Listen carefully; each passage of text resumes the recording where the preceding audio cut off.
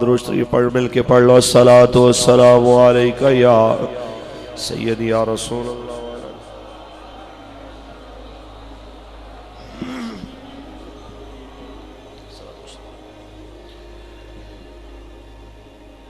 कोई गुल बाकी रहेगा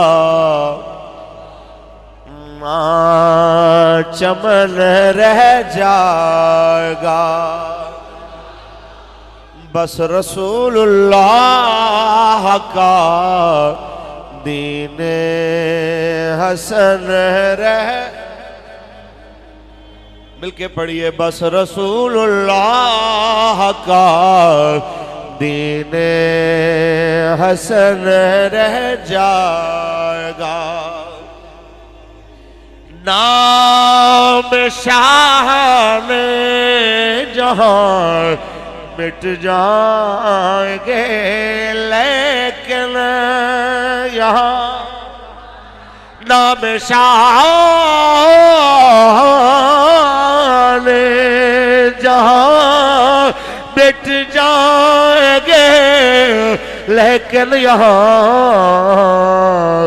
हश्र तक नमो निशाने पंजतन रह जाएगा, बस रसूलुल्लाह का दीन हसन।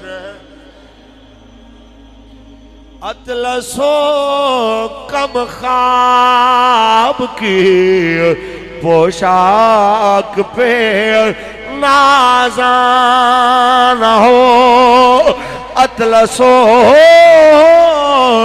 कम ख्वाब की पोशाक पे नाज़ान हो, इस तने बेजान पर खाकी कफन रह जाएगा, बस रसूलुल्लाह का दीन हसन। सब फना हो जाएंगे काफी, लेकिन हश्र तक नात हजरत का जुबानों पर सुखन रह जाएगा, बस रसूलुल्लाह का दीन हसन। अल्लाह तबारक व तआला जल्ल व अला की हम्द व सना के बाद आकाए नामदार शफी रोज़ शुमार हुजूर अहमद मुश्तबा मोहम्मद मुस्तफ़ा सल्लल्लाहु अलैहि वसल्लम की ज़ात तैयबा पे लामहदूद दरूद व सलाम के नजराने पेश करने के बाद सदर महफिल पीर तरीक़त राहबर शरीयत हुजूर किबला साहबजादा अल्लामा पीर हामिद रज़ा मोहसिन नक्शबंदी याकूबी साहिब दामत बरकातुहुल आलिया रौनक आस्ताना आलिया हैबतपुर शरीफ लायक सदवकार तकरीम सरपरस्त महफिल हजरत अल्लामा मौलाना मोहम्मद राशिद नूर जमाती साहिब दामत बरकातुहुल आलिया लायक सदवकार तकरीम हजरत अल्लामा मौलाना हाफिज इफ्तिखार अहमद वड़ाइच साहिब दामत बरकातुहुल आलिया और इंतजामिया कमेटी मरकजी दारुल उलूम फैज़ान मुस्तफ़ा गौसिया रिजविया और इंतजामिया कमेटी जामे मस्जिद फैज़ान मुस्तफ़ा गौसिया रिजविया दरबार हजरत शाहगैना रहमतुल्लाह ताला अलैह कलास वाला सियालकोट दे तमाम अराकीन शुरकाए महफिल नबी अलैहिस्सलाम की इज़्ज़त व नामूस के पहरेदार, यहाँ पे बैठे सादात किराम उलमाए किराम और मुख्तलिफ शुबाए ज़िंदगी से ताल्लुक़ रखने वाले हुजूर के ग़ुलाम, अल्लाह करीम सब की हाज़री को अपने फ़ज़ल से कबूल व मंजूर फरमाए। मुझसे कबल आप बहुत खूबसूरत खिताब समात कर चुके।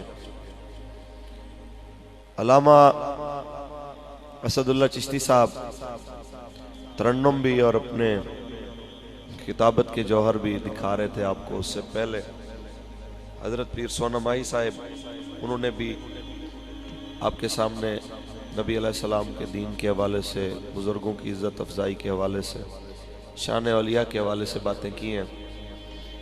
दुआ है मालिक अपने करम, अपने फजल से हर एक की कोशिश को शर्फ कबूलियत अता फरमाए। मुझसे बेहतर लोग यहाँ तशरीफ़ फरमा है, सादात भी हैं, उलमा भी हैं। यहाँ नीचे बैठ के मेरे जैसे कदरा इंसान को कुर्सी पे बिठा के कहा, मौलवी साहब कोई यार दी गल सुना मुल्ला, ना लम्मे पेंडे पा मुल्ला, ना इल्मा विच फसा मुल्ला। हुजूर की बात करो, नबी अलैहिस्सलाम की इज्जत की, हुजूर के दीन के हवाले से। तो मैं आपके सामने कुछ बातें गोशगुजार करना चाहता हूँ। बंदे बहुत ज्यादा हैं, कम नहीं है। मस्जिद अंदर भी माशाल्लाह हाल खचाखच भरा हुआ है, बाहर भी मुझे नजर आ रहे हैं वो कहाँ तक नबी अलैहिस्सलाम के नौकर बैठे हैं। या तो आप काफी देर बैठने की वजह से थक चुके हैं, या फिर घुटने पकड़ के वैसे सुस्ती हो गई है, जरा ना सीधे होके बैठे हैं। अगर जगह की किल्लत हो तो एक अलग मसला है। सुभान अल्लाह कहिए। एक बात तय है, पाकिस्तान नहीं आलम इस्लाम का कोई वली तब तक वली बन नहीं सकता जब तक रसूलुल्लाह की इज्जत का पहरेदार ना हो। एक बात तय है कि मशरक से लेके मगरिब तक जितने औलिया हैं सब की विलायतें उस जगह पे कुर्बान जहां पे नबी अलैहिस्सलाम के पाक नालैन एक मर्तबा तशरीफ लेके आए। एक बात तय है कि चिश्ती हो, कादरी हो, सोहरवर्दी हो, नक्शबंदी हो, अवैसी हो, साबरी हो, हुजूर की इज्जत पे पहरे के बगैर किसी की कोई इज्जत बन सकती नहीं। एक तो इस हवाले से कुछ बातें आपके सामने होंगी। शान औलिया के हवाले से आपने कुछ बातें सुनी है, बल्कि बहुत सारी सुनी है, कुछ मैं भी अर्ज करूंगा। मैं पहचाने औलिया के हवाले से भी कुछ अर्ज करूंगा। आप सुभान अल्लाह कहें। ऐसे नहीं यार, बंदे थोड़े नहीं हो, आप सुभान अल्लाह कहो। अभी तो हजरत ने बहुत सारी जो है ना ये मेरे ऊपर पाबंदियां लगा रखी हैं कि आपने ये कहना है, ये नहीं कहना, ये कहना, ये नहीं कहना। तो मैंने हजरत को पंजाबी में कहा, मैं कि जी सप मरे या बेहोश होवे तुहाडी लाठी बचेगी, तुहानू कुछ नहीं कहते, टेंशन ना लो कि तुहाडे उत्ते कोई हरफ आए। मकसद सानू पैगाम पहुंचाना है, किसी नाल दुश्मनी ते वरतना मकसद नहीं है ना। जाती अनाद या लड़ाई झगड़े वाला तो मामला नहीं है। तो मौलाना मोहम्मद यार खां फरीदी रहमतुल्लाह अलैह, वो गढ़ी शरीफ के एक बुजुर्ग गुजरे हैं, वो एक जुमला कहा करते थे कि मज़ाहिब दे झगड़े असां छोड़ दिते, मोहब्बत दा झगड़ा छुड़ा कोई नहीं सकता। देखो जी, बाकी बातों पे तो चलो आप कह दें कि वो अपने अपने काम पे लगे रहे, हम अपने काम पे लगे हैं, लेकिन रसूलुल्लाह की मोहब्बत का जहाँ पे मामला आएगा, हुजूर की इज्जत पे अगर बात होगी तो फिर वो हमारे इख्तियार से कुछ बातें बाहर हो जाती। कुरान पढ़े जी, सुभान। अभी अभी आपको ना डर लग रहा है कि मौलवी अभी कुछ कह देगा, कुछ नहीं, परेशान, इजी होके बैठे। मैं देखें किबला अमीरुल मुजाहिदीन का मैं शागिर्द हूँ, और आपकी दुआओं से बड़े बड़े स्टेजों पे बड़े बड़े बुजुर्गों और अहले इल्म नेक लोगों की मौजूदगी में मैं बात की है। मैंने यहाँ पे भी अल्लाह के एक वली की दरबार पे मेरी हाजिरी हुई है, ये मेरे लिए बहुत बड़े एजाज की बात है। और आले रसूल सादात और बड़े बड़े उलमा यहाँ पे बैठ के, ये हुजूर के गुलाम यहाँ पे नीचे बैठ के मुझे सुन रहे हैं, तो मैं ये अपने आप को अच्छी तरह समझा रहा हूँ और समझा चुका हूँ यहाँ पे बैठने से पहले कि ये मेरी जात की वजह से नहीं बैठे, रसूलुल्लाह की बात की वजह से बैठे। कुरान पढ़ें जी। खालिक के कायनात ने इरशाद फरमाया, वरफ़अना लका ज़िक्रक, ऐ महबूब हमने तेरे लिए तेरे जिक्र को बुलंद फरमा दिया। जिसके जिक्र को अल्लाह ने बुलंद फरमाया, जिसकी शानों को अल्लाह ने बुलंद फरमाया, जिसकी अजमतों को अल्लाह ने बुलंद फरमाया, उसके जिक्र की अजमतों को, रिफतों को जरा देखो तो सही, जरा जांचो तो सही जनाब आला, उसकी इज्जतें, उसकी अजमतें कितनी है। मैं कहता हूँ उनकी शान तो वरा है जिन्होंने उनकी इज्जत पे पहरे की बात की है। जिन्होंने उनके दीन पे पहरे की बात की है, रब ने उनके नाम को भी जिंदा कर दिया है, अल्लाह ने उनके मकाम को भी बुलंद फरमा दिया है। हत्ता के पहले काफिला जो चला नबी के दीन की पहरेदारी के लिए, रब ने उसको तो बुलंद कर ही दिया, जो आखिर वक्त में शामिल हो गया अल्लाह ने उसका भी कर्जा नहीं रखा। आपको फारूक अल हसन की बात में अगर शक नजर आए तो मौलवी कैसी बात कर रहे हो, कोई दलील है तेरे पास के नहीं है, तो मैं बताता जाऊं। जो मदीने से चले उस हुसैन की अजमतों के तो क्या कहने हैं, जो मदीने से चले उस जनाबे अली आबिद की शान के क्या कहने, जो मदीने से चले उस जनाबे अली अकबर की अजमतों के क्या कहने। हम तो उनको भी सलाम कर रहे हैं जब आखिरी वक्त में सफे सीधी हो रही हो और होरी यजीद के लश्कर से निकल के आए, पिछलियों की माफी दे दे आज के बाद, मैंने जीना भी हुसैनी बन के, मैंने मरना भी हुसैनी बन। हम तो उसको भी सलाम कर रहे हैं जो आखिर वक्त में भी जनाबे आला आ गया। और हुसैनी मिशन है क्या? हुसैनी मिशन हजूर के दीन की पहरेदारी है, हजूर की इज्जत की पहरेदारी है, नबी की नामूस की पहरेदारी है, नबी की शरीयत की पहरेदारी है। और मैं कहना चाहता हूं लोगों, पाकिस्तान में आज मेरे जैसा कोई मौलवी उठ के कहे मौलाना मैं चल तो जाता तुम्हारे साथ, लेकिन मजबूरी थी मेरे खिताब का मामला, मौलाना मजबूरी थी मैंने क्लास पढ़ानी, मजबूरी थी आज हमारे फला बुजुर्ग का दिन था, हम फला दिन बैठ के दम करते हैं वरना जरूर चलते। आपके साथ मैं उन्हें कहना चाहता हूँ, हमारी तकरीरें, हमारे दर्स, हमारी क्लासें किस खाते में है? पूछा जरा उस मौला हुसैन से मेरे इमाम, आप बताइए जब हजूर के दीन पे हमला होता है आपने क्या क्या छोड़ा है? कहा नाना मोहम्मद अरबी का मदीना छोड़ा है, जिस मदीने में हुजूर सजदे में थे, हुसैन पुश्त पे बैठे हैं, रब फरमाता है महबूब जब तक मेरा हुसैन तेरी पुश्त से ना उतरे अपने सर को नहीं उठाना, हमने वो मदीना छोड़ा है। मेरे नाना के उम्मतियों तब दुकान पे बैठे रहे, मेरे नाना की इज्जत पे हमले होते रहे, तब कहते हो दुकान कीमती है, तब कहते हो कारोबार कीमती है। तुम्हें पता है मैंने नाना का मदीना भी छोड़ा, अब्बा की कब्र भी छोड़ी, भाई हसन की कब्र भी छोड़ी है, हत्ता के हज का एहराम मैंने बांधा हुआ था जब मक्के में था, 8 ज़िलहज को हज का एहराम मैंने हज को उम्रे में बदल के उस एहराम को उतार के दुनिया के सामने वादे किया। लोगों हज की कज़ा हो सकती है लेकिन दीन पे पहरे की कज़ा फिर नहीं हो सकती। इसलिए समझाना चाहता हूँ, ये आपको मुझे पता होना चाहिए। कोई कहे मौलवी साहब फला मौके पे मैं जनाब आला मदीना शरीफ जा रहा था, फला मौके पे मैं जनाब आला खाना काबा जा रहा था, मैं जनाब आला उम्रे के लिए जा रहा था। मैं कहता हूँ एक जगह पे आका की खत्म नबूवत के पहरेदार बैठे हो, आका दो आलम की इज्जत के नारे लगाए, फैजाबाद की ठंडी रातों में एक नारा लगे ताजदारे खत्म नबूवत, और सामने से जनाब आला शाबाश की बजाय सामने से तैयारियां हो रही हो इनको कुचलने की, हत्ता के वो वक्त भी आ जाए जब इन पे सीधी गोलियां चलाई जाए। कोई कहे मौलाना मैं हुजरे में बैठा चिल्ला कर रहा था, मैं उसको कहना चाहता हूँ ये कैसा इश्क है जो तुम्हें चिल्ले से निकाल के नबी की इज्जत के लिए ना निकाल सका, हजूर की खत्म नबूवत के लिए ना निकाल सका।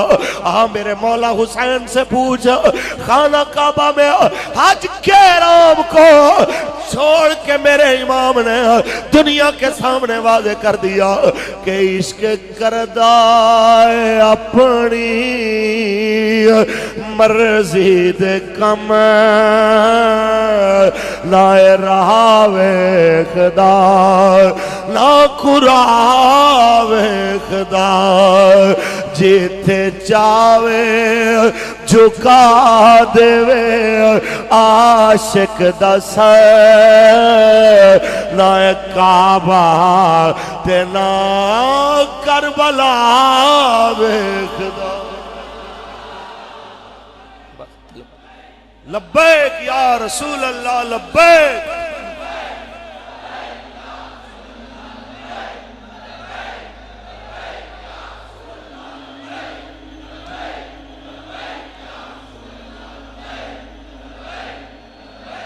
करबला नहीं बयान कर रहा, मजमून बहुत लंबा है। करबला के बाद की एक दो बातें करना चाहता हूं। बात मौके की मुनासबत से, औलिया के दरबार पे हम आए, वलियों के दरबार पे आए। उनसे बड़ा वली कौन जो नेज़े पे भी कुरान पढ़ के दिखा? उनसे बड़े वली कौन जो शहजादों के टुकड़े चुन के भी कहे मालिक ये लेके तू राजी है, तो अली अकबर के टुकड़े चुन के तेरा हुसैन भी राजी है। उनसे बड़ा मैं कौन वली तुम्हें बताऊं? पाकिस्तान में किस को कह सकते हो कि फलाना बड़ा वली है? ये जनाब आला जिसको मेरे आका फरमाया हुसैन मिन्नी वाना मिनल हुसैन। 10 मुहर्रम गुजर गई। ये उन लोगों के लिए जिनके पास माल आता रहे, पैसे आते रहे तो सुभान अल्लाह माशाअल्लाह। और अगर पैसे की कमी आ जाए, माल का फुकदान आ जाए, तो फिर शुक्र भी खत्म, नमाजें भी खत्म, इबादत भी खत्म। उन लोगों को समझाना चाहता हूँ। 11 का दिन था, 11 मुहर्रम को आले नबी को कैदियों वाली सवारियों पे बिठाया जाता है। सैयदा तैयबा बीबी ज़ैनब सलामुल्लाह अलैहा अपने भाई हुसैन के मुकद्दस लाशे को देखती हैं। ये उन जवानों के लिए, बुजुर्गों के लिए, ये जनाब आला जिनको अभी भी लब्बैक का मतलब समझ नहीं आया, मैं बताना चाहता हूँ। लब्बैक का मतलब ये होता है हजूर आप एक बार पुकारे मैं 2 बार हाजिर, आप 3 बार लब्बैक कह के क्यों नारा लगाते हैं? हुजूर की आमद तक मैं भी हाजिर, आपके लिए मेरी नस्लें भी हाजिर। सुनिए सैयदा ने क्या फरमाया जब अपने भाई के लाशे को देखा। ऐसा भाई आप में, मुझ में कोई भी ऐसा नहीं है जो उस भाई जैसे मकाम वाले भाई को रखता हो। जनाब आला ऐसे भाई का लाशा सामने हो। सैयदा पाक ने देखा, नाना के पाक मदीने की तरफ नजर करके सैयदा फरमाती है या मोहम्मद हो सल्लल्लाहु अलैहि हाज़ा हुसैनुल बिल अराहो मुज़म्मिलुम बिद्दमा हो मुक़त्तअल आज़ा हो।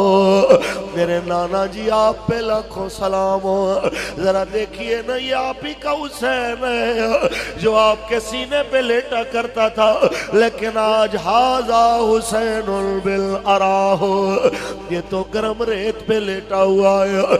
नाना ये तो जन्नत के जोड़े पहनने वाला था।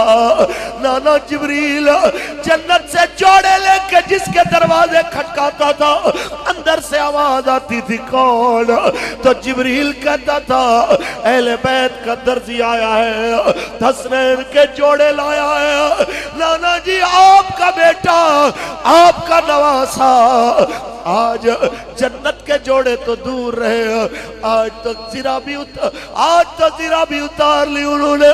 आज तुम्हारे बेटे ने फटे पुराने लिबास के साथ मुज़म्मिलुम बिद्दमा हो, आज खून की चादर ओढ़ ली है। तेरे नाना जिसके हाथों को पकड़ के आप चूमते थे, आज उसकी उंगलियां भी कट गई, उसके बाजू भी कट गए, क्योंकि तुफैल कूफी ने जिस वक्त अंगूठी उतारने की कोशिश की है, कोशिश करता है अंगूठी उतारने की, तो तलवार चलाने की वजह से और सारा दिन जनाब आला शहीदों के लाशें उठाने की वजह से मेरे इमाम के हाथों पे बरम आ जाती है। अंगूठी उतारने में तकलीफ होती है, तो वह जालिम खंजर निकाल के उस उंगली को काटता है। जिस उंगली को रसूल अरबी की मुबारक दाढ़ी को छूने का शर्फ हासिल हुआ था, जिस उंगली ने नबी पाक की वल्लैल की जुल्फों को जनाब आला छुआ था, आज उस उंगली को काटा जाता है। सैयदा कहती है मुकत्तअल आज़ा हो, मेरे नाना आपके नवासे के आज़ा कट गए, लेकिन फिर भी आपकी औलाद बेसब्री नहीं हुई। हम आज भी कहते जा रहे हैं सल्लल्लाहु अलैहि हो, आप पे लाखों दरूद सलाम हो। आपको बस सलाम इसलिए करके गुजारिश कर रहे हैं, जब दिल पे गम बढ़ जाए करम की नजर फरमाइएगा ताकि हमारे हौसले और बुलंद हो जाएं, क्योंकि रब की मखलूक में आपके अलावा हमारी और सुनने वाला कौन है। इसलिए कह रहे हैं, इसलिए अर्ज कर रहे हैं कि हाल दिल पढ़िए पढ़िए। हाल दिल किसको सुनाए आपके। हाथ उठा के ऐसे फरियादी बन के अर्ज करें, वो तो दिलों के ऊपर नजर रखने वाले हैं। यहाँ 70,000 फरिश्ते सुबह आए शाम आए, वो तो देख रहे हैं। आज क्लास वाला के अंदर हजरत शाह रहमा के दरबार पे उनके हजारों गुलाम अपने अपने दर्दों की, अपने अपने दुखों की फहरिस्तें सीने में लेके अर्ज कर रहे हैं कि हाल दिल किसको सुनाए आप हुए क्यों किसी के दर पे जाए आपके हुए क्यों किसी के दर।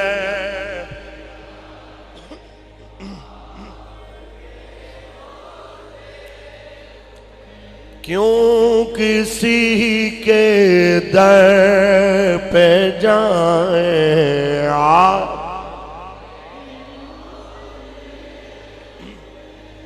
आइए जरा गौर कीजिए, बात इधर खत्म नहीं होती। यहां जिससे पूछो वही कहता है मैं औलिया का आशिक हूं, दीवाना हूं। एक बार पूछो हजरत शाह गहना रहमतुल्लाह अलैह के मदार से, एक बार जाके अलीपुर शरीफ पूछो, दाता साहब पूछो, अल्लाह के वलियों से पूछो, बाबा आखिर तुमने किया क्या है कि तेरे जाने के बाद भी दुनिया तुझ पे सलाम पढ़ रही। आखिर किया क्या है तुमने, आखिर अमल क्या किया है कि दुनिया आज भी बड़े बड़े बादशाह वजीर आपके दरबार में सलामी पेश करने आते हैं। तो वो कहते हैं हमने अपनी जिंदगियां उसके नाम कर दी, उसकी इबादत उसके दीन की हिफाजत के नाम कर दी। जब हम उसको याद करने लगे तो फिर उसकी बरकत से जमाना हमें याद करने लगा। पक्की बात। हमारे यहाँ क्या माहौल है, हज पे जाने वाले, उम्रे पे जाने वाले किबला हज उम्रे पे जाए ना तो तहज्जुद भी नहीं छोड़ते, इशराक चाश तवाबीन सब कुछ पढ़ते हैं। लेकिन जो ही पाकिस्तान में आए इल्ला माशाअल्लाह, जिसको अल्लाह तौफीक दे, उसके अलावा ये आलम होता है कि ना नमाज याद रहती है, ना जुम्मा याद रहता है, ना ईद याद रहती है, सब कुछ छुट्टी। सवाल एक है, क्या नमाज सिर्फ मक्के मदीने में फर्ज है, आगे पीछे नहीं है? क्या इबादत का लुत्फ सिर्फ खाना काबा में आता है? ये सारी चीजें फिर भूल जाती है। तो मैं यही कहना चाहता हूं, इसको समझें। बल्कि बात सैयदों की चल रही है तो इसका हवाला भी मैं हजरत इमाम ज़ैनुल आबिदीन के किरदार से देता जाऊं। आप सुभान अल्लाह ऊंची बोले। अभी तो तकरीर शुरू हुई है, आप ऊंची बोलिए। आइए जनाब आला, मदीना शरीफ में आपकी आदत थी रोजाना 1000 नफल पढ़ने। कितने बोलो? 1000 नफल मदीना शरीफ मस्जिद नबी में रोजाना पढ़ने। करबला में आ गए, आदत वही, बीमार हुए, आदत वही, हत्ता के पैरों में बेड़ियां, हाथों में हथकड़ियां। सैयद चलता है पैदल, यजीदी सवारियों पे, हुसैन का बेटा पैदल। बेड़ियों ने मास्क खा लिया है, हड्डियां नजर आ रही है। सैयद पैदल चल रहा है, ऊंटों पे बैठे यजीदी जब रात को थक के कहते हैं थोड़ा आराम करो, फिर चलेंगे थोड़ा आराम कर ले, थक गए। ऊंटों पे बैठे जब थक के सोते हैं तो ये बेड़ियां पहन के सैयद फिर रेत के टीलों पे खड़ा होकर 1000 रकात वाली आदत को पूरा करता है। ऐसे नहीं दुनिया ज़ैनुल आबिदीन कहती, ऐसे नहीं दुनिया ज़ैनुल आबिदीन कहती। नाम आपका अली औसत, नाम आपका अली बिन हुसैन। ज़ैनुल आबिदीन इसलिए कहते हैं कि इबादत गुजारों को इस बात की इज्जत मिलेगी कि उनकी सफ में हजरत ज़ैनुल आबिदीन खड़े होंगे। इबादत गुजारों की जीनत, आप वहां पे खड़े होंगे। 1000 रकात नफल पढ़ने वाले, लाखों करोड़ों मेरे जैसे आपके कदमों की खाक में कुर्बान। आइए चलिए, बात इधर खत्म नहीं हुई। सुनो सुनो, आज हम कहते हैं चलिए जी लब्बैक के साथ, चलिए जी हमारे साथ। तो कोई कहता मैं पूरी नुमाइंदगी नहीं मिली, कोई कहता है हमें बराबर में कुर्सी नहीं मिली, कोई कहता है हमें फला जगह पे मकाम नहीं मिला, हम काम नहीं कर सकते, हमें हमारा हक नहीं मिला। मैं कहना चाहता हूं हम क्या हक वाले, हमारे जितने ऐब हैं वल्लाह। आप पाकीज़ा महफिल में बैठे हो, शीशे के सामने अपने आप को खड़ा करके आप भी पूछे, मैं भी पूछता हूँ। मैं तो जब भी शीशे के सामने खड़ा होके अपने आप से पूछता हूँ, बोले फारूक अल हसन तेरा क्या हक है, तूने दीन का समझता है बड़ा काम किया, तो मुझे मेरा अंदर जवाब देता है तेरे ऐबों से जमाना वाकिफ हो जाए तो दुनिया तुझे दफन भी ना करे, दुनिया तेरा जनाजा भी ना पढ़े। ये सारी चीजें इसलिए हो रही है, दुनिया तेरी कदर कर रही है कि तू रब के हबीब के नगमे गा रहा है, तूने रसूलुल्लाह का कलमा पढ़ा है, तू मिंबर पे बैठ के नबी रहमत की इज्जत की बात करता है, इसलिए जमाना तेरे हाथ चूमता, जमाना तुझे सलाम करता। मैं ऐसे ही सबको कह रहा हूं, पूछिए अपने आप से, अगर हमारे ऐब जाहिर हो जाए क्या हमारा जनाजा भी कोई पढ़ने को राजी हो? इस भरे मजमे के अंदर जनाब आला एक तरफ से लेके दूसरी तरफ तक अगर सबके मोबाइलों की तलाशी ली जाए, आप कसम दे के इनसे कोड खुलवा के इनके मोबाइलों को चेक करें, तो यहाँ पाक महफिल में भी कई ऐसे बदनसीब होंगे जिनके मोबाइलों में गाने, ड्रामे और बेहुदा चीजें मिल जाएंगी, लेकिन उसके बावजूद शक्ल नहीं बदली, उसके बावजूद जमीन में गर्क नहीं हुआ, उसके बावजूद माथे पे गुनाह नहीं लिखा। वजह क्या है कि रसूलुल्लाह की निस्बत काम आ रही। सरदार बोला है मेहरबाना सुल्ताना ज़ीशाना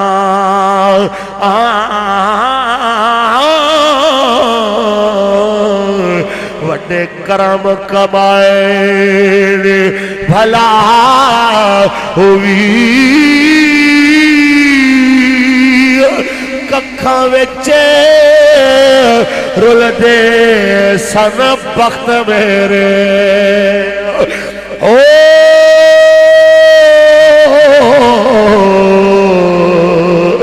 कखो लख बनाया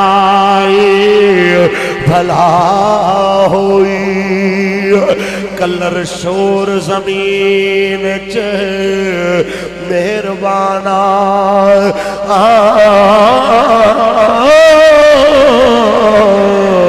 बूटे कर्मा दे लाए भला हुई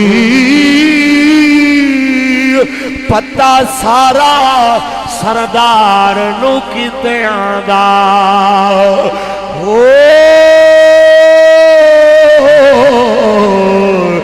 परदे बात पाए भला होई।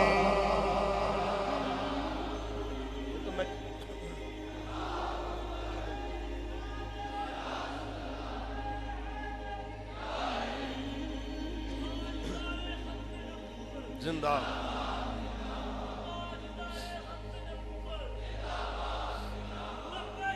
लब्बैक लब्बैक या रसूल अल्लाह लब्बैक।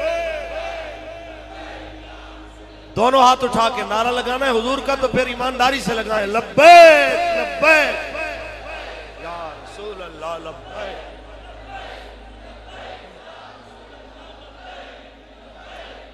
दमिश्क के बाजार से सैयद वापस आ रहा है अपनी कैद गुजार के अपने पाकीज़ा काफिले के साथ। ये उनके लिए जो कहते हैं मेरा हक, मेरी शान, मेरी शौकत, मेरा मकाम, उनके लिए गुजरते हुए आपने देखा है कसाई ने एक हाथ में बकरे को पकड़ा है उसके कान से, दूसरे हाथ में छुरी को यूं छुपाया हुआ है। आपने कहा ये क्या कर रहा है? नुमान बिन बशीर को कहते हैं जनाब नुमान बिन बशीर जरा काफिला रोकिए, मैंने एक शरीयत का मसला पूछना। हजरत नुमान कहते हैं किबला सारा जग आपके दरवाजे से शरीयत सीखे, आपने कसाई से क्या मसला सीखना है? कहते नहीं यार रोको तो सही। काफिला रुक गया है, सैयद उतर के आता है, कसाई से पूछते हैं जब तुमने कर ही ज़िबा देना है तो फिर पानी चारा क्यों पूछ रहे हो? कहते हैं हुजूर ये आपके नाना का दीन मुझे कह रहा है। आपके नाना का दीन कह रहा है।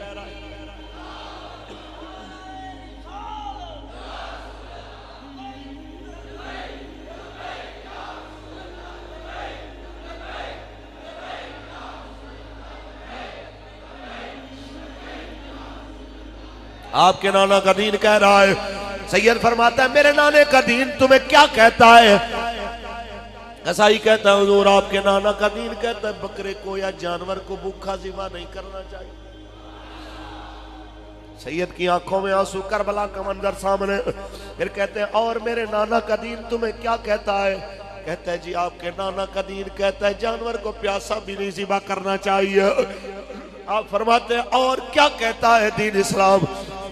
आज आपके नाने का दीन कहता है जानवर के आगे छुरी भी तेज नहीं करनी चाहिए। फरमाया और क्या कहता है?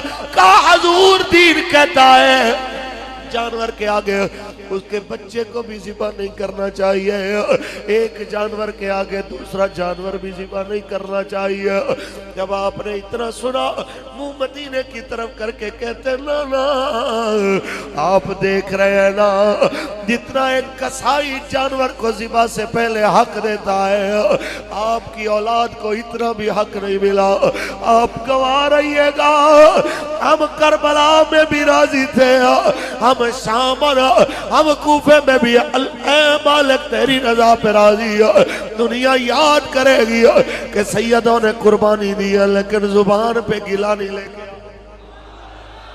बात गुजर गई, करबला भी गुजर गई, शाम भी गुजर गई, कूफा भी गुजर गया, यजीदी भी मर गए, हुसैनी भी शहीद हुए। जरा गौर तो कीजिए सबकी जनाब आला जाने जनाब आला उस हाकिमुल हाकिमीन के दरबार में पहुंची।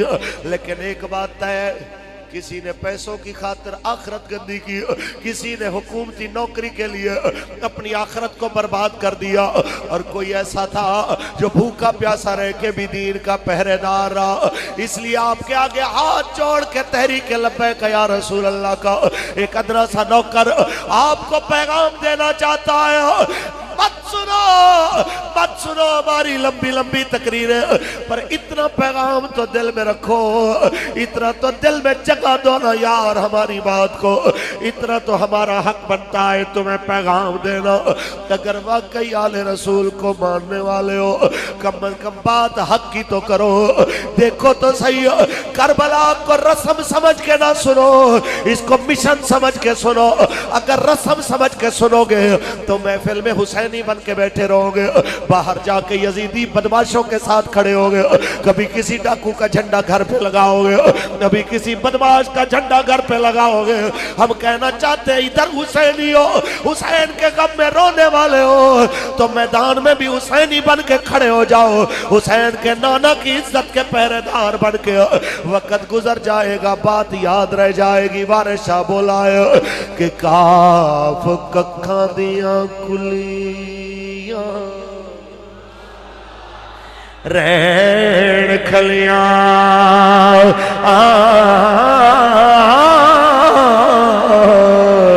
चोने नार हवेलिया ढैंदिया ले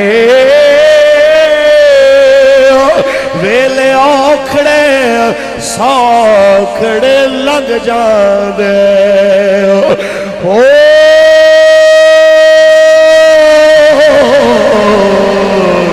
गल्ला याद सजन दिया रहदिया ने ताजदार खत्म नबूवत,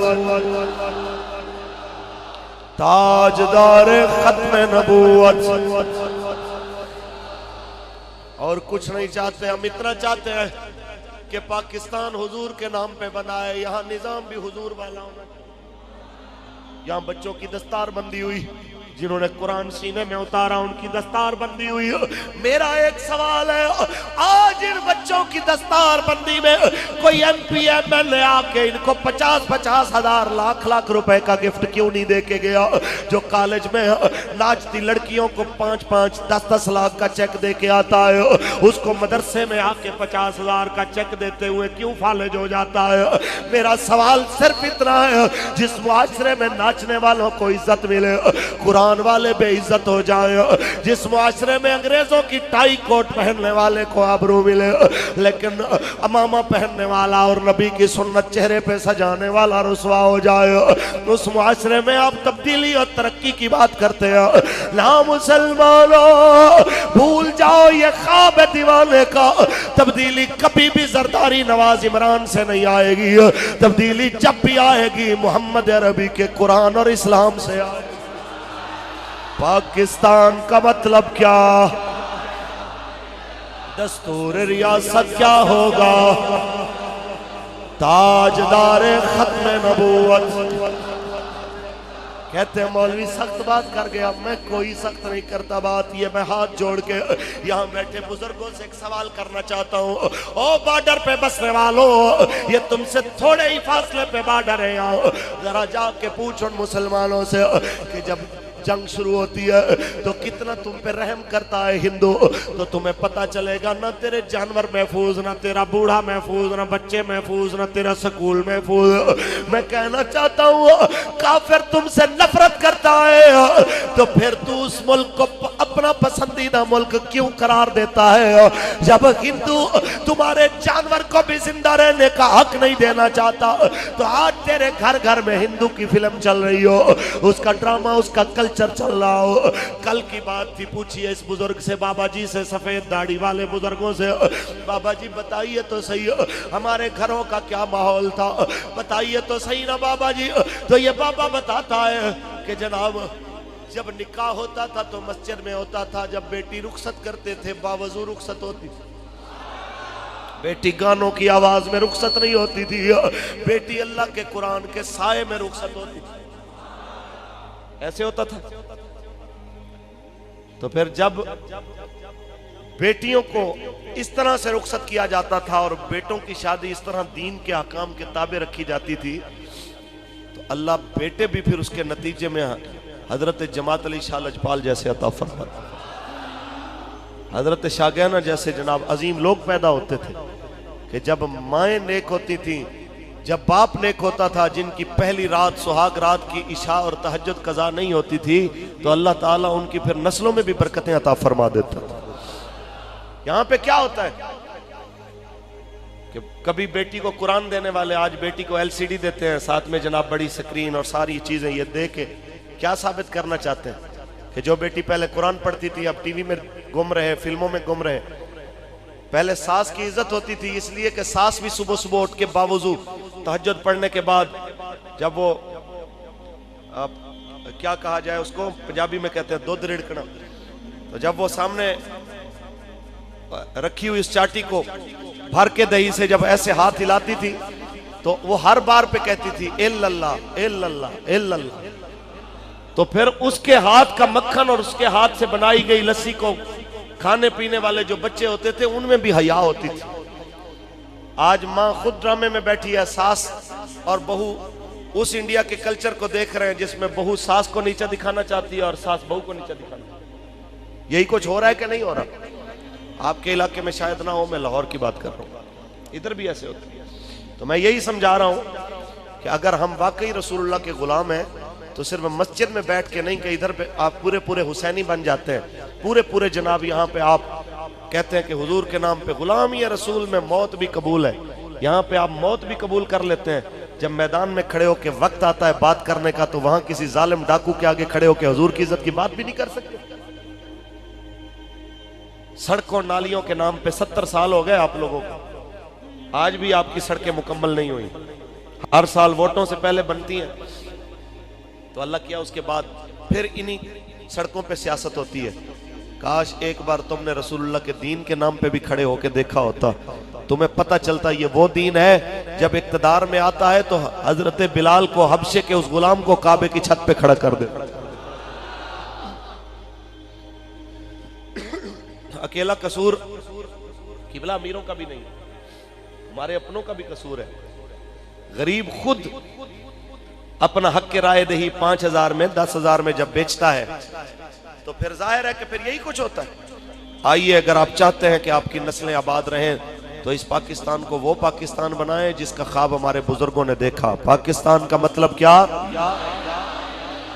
कौन सा पाकिस्तान? जनाब आला मुहद्दिस अलीपुरी जिसके लिए कुर्बानियां देते गए, हमारे बुजुर्ग जिसके लिए कुर्बानियां देते गए। हिंदुस्तान और पाकिस्तान के बॉर्डर पे जख्मी एक बेटी ने जिस वक्त आखिरी सांसें ले रही थी, वहां से गुजरता हुआ एक बूढ़ा कहता है, बेटी चल तुम्हें पाकिस्तान ले चलो। सुन रहे मेरे नौजवान, अपने मोबाइलों में सारी रात नेट चलाने वाले, गाने फिल्में ड्रामे चलाने वाले, सुन एक बार उस कहानी को। जिस वक्त उस रोती बेटी को बाबे ने कहा चल बेटी तुम्हें पाकिस्तान ले चलो, तो उसने कहा ना बाबा, वो धरती पाक है, मैंने सुना है वहां पे हजूर का निजाम नाफिज हो गया है, वहां पे हजूर की शरीयत नाफिज हो गई है, और मुझे हिंदू और सिख पलीद कर गए हैं। मैं उस धरती पे जाने के काबिल नहीं हूं जिस धरती का ये निजाम हो। पाकिस्तान का मतलब क्या? दस्तूर रियासत क्या होगा? सवाल तो करती होंगी वो बेटियां, अगर ऐसा ही पाकिस्तान बनाना था, अगर मॉर्निंग शो कराने थे, छोटी छोटी ज़ैनब जैसी बेटियों की इज्जत ही लुटवानी थी, और मार के यूं ही बेटियां तुमने गंदगी के ढेरों पे फेंकनी थी, तो फिर हमें मराने की क्या जरूरत थी? हमारी जानों के दुश्मन बनने की क्या जरूरत थी? आज भी उस माँ की रूह आपसे भी सवाल कर रही है। ओ बल्ले तीर नून वालों, आपसे भी मुझसे भी सवाल कर रही है वो माँ जिसका बच्चा उसकी गोद में था। जब दिन होता था कमांडों में छुप जाते थे कि कहीं हिंदू सिख पकड़ के मार ना दे, रात के अंधेरे में छुप के सफर करते थे। जब वो दूध पीता बच्चा रोता है तो बाहर से सिखों की आवाज आ रही है, ढूंढ रहे हैं। अंदर बैठे 16 बंदों में से एक बंदा कहता है उस बेटी को, इसको चुप करा, तेरा बच्चा चुप नहीं करेगा तो सब मारे जाएंगे। उस औरत ने अपने दूध पीते बच्चे का गला दबा दिया, यूं कह के करके उसकी सांस बंद कर दी। जब उसकी जान निकल गई तो सब कहने लगे हमने मारने का तो नहीं कहा था। कहने लगी ये भूखा है, दूध नहीं है मेरे पास, ये गर्मी की वजह से रोता है, ठंडी हवा नहीं है। कहा मारा क्यों? कहा मारा इसलिए, ये रोता तो हम सब मारे जाते हैं, मौत से डर नहीं लगता, लेकिन मरने से पहले मैं एक बार पाकिस्तान देखना चाहती हूँ। मैंने सुना है वहां बेटियों को सैयदा ज़ैनब पाक का किरदार पढ़ाया जाएगा। मैंने सुना है वहां बेटियों को अम्मा आयशा की सीरत पढ़ाई जाएगी। मैंने सुना है वहां पे जब बेटियां किसी जरूरी काम से बाजार के लिए निकलेगी, पर्दा करके निकलेगी, और नौजवानों की नजर अगर गलती से पड़ जाएगी तो नजरों को झुका के कहेंगे हमारी बहनें जा रही हैं, दूसरी बार नजर नहीं पड़नी चाहिए। मैं मरने से पहले एक बार पाकिस्तान देखना चाहती हूँ। ओ मुसलमानों, हजरत शाहगैनो भी सवाल कर रहे हैं, और मेरे उर्स के लंगर खाने वालों, क्या इसलिए तुम्हारे बड़ों ने कुर्बानी दी थी कि पाकिस्तान में गरीब की बेटियां रोटी के लिए इज्जत बेचती रहे, और तुम फिर डाकुओं को मुसल्लत करते रहो?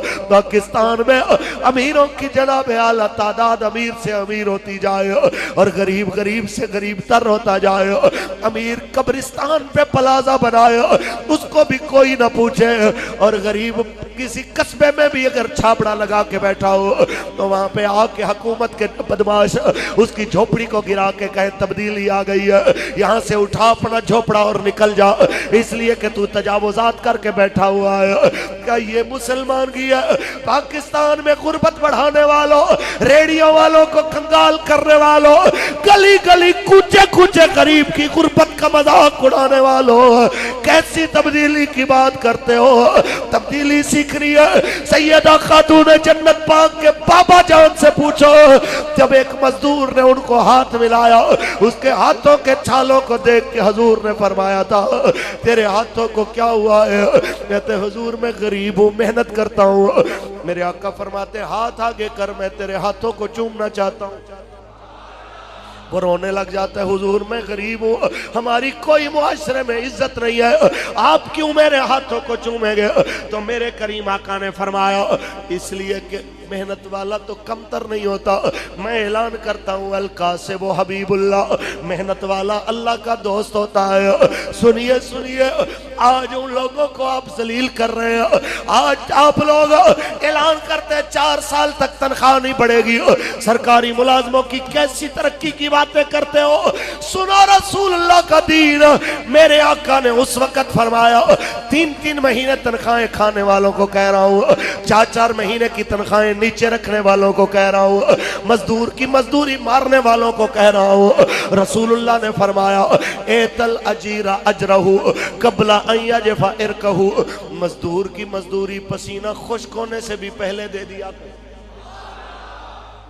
ये तब्दीली होती है कि मेरे आका ने मजदूर की इज्जत करके दिखाई और फरमाल कासिब व हबीबुल्लाह, मेहनत वाला अल्लाह का यार होता। हमारा किसी जमात के साथ कोई जाती अनाद नहीं है, किसी जमात के साथ हमारी जाती लड़ाई नहीं है।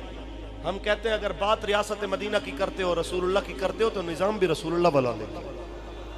और मेरे आका का क्या निजाम है?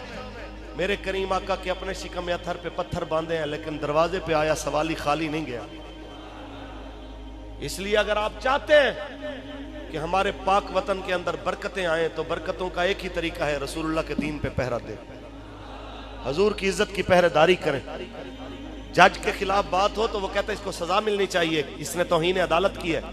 और रसूलुल्लाह की तौहीन करने वाली वो आसिया मलूनम, जिसने सेशन कोर्ट में भी, हाई कोर्ट में जज के सामने इकरार किया कि मैंने रसूलुल्लाह की माज़अल्लाह तौहीन की है, तो आज सुप्रीम कोर्ट का जज आसिफ सईद खोसा बकवास करता है और कहता है कि पहले तो ये वाकया हुआ नहीं है, और अगर हुआ भी है तो पहले मुसलमानों ने इसके खिलाफ बात की है, तो इसने गुस्से में आके मुसलमानों के नबी के खिलाफ बात किया, हिसाब बराबर हो गया। बस करो यार, बस।